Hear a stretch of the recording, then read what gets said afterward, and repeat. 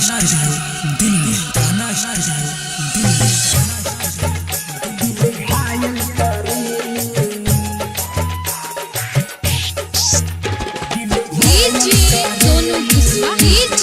सोनू कुशवाहा है कहाँ बाजार मोतिहारी, है कहाँ बाजार मोतिहारी।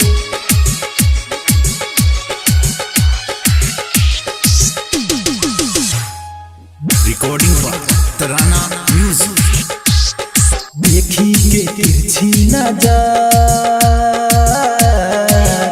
दिल घायल करेले, एहो देखी के तिरछी नजर दिल घायल करेले। बके तू सुरहो सिंगार गोरी जब तू सजेलू, देखी के तिरछी नजर दिल घायल करेलू। बके तू सुरहो सिंगार गोरी जब तू सजेलू, देखी के तिरछी नजर दिल घायल करेलू। ताना स्टूडियो दिल्ली।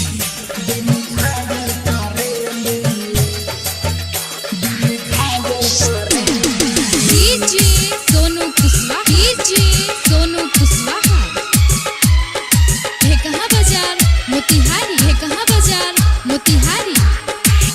देखते तोहरा के हमारा प्यार भइल, सुतल रानी मोर निंजियान भइल। देखते तोहरा के हमारा प्यार भइल, सुतल रानी मोर निंजियान कइल।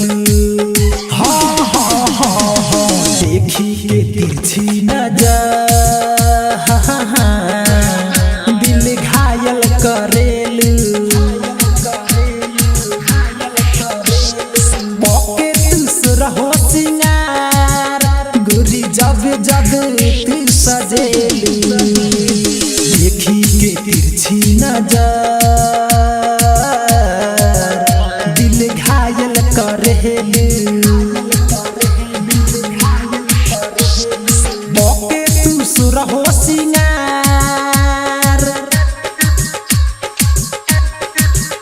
गोरी जब तू सजेलू, देखी के तिरछी नजर दिल घायल करेलू।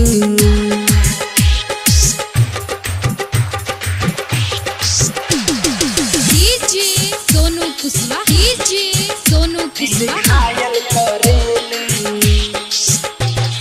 है कहाँ बाजार मोतिहारी, है कहाँ बाजार मोतिहारी।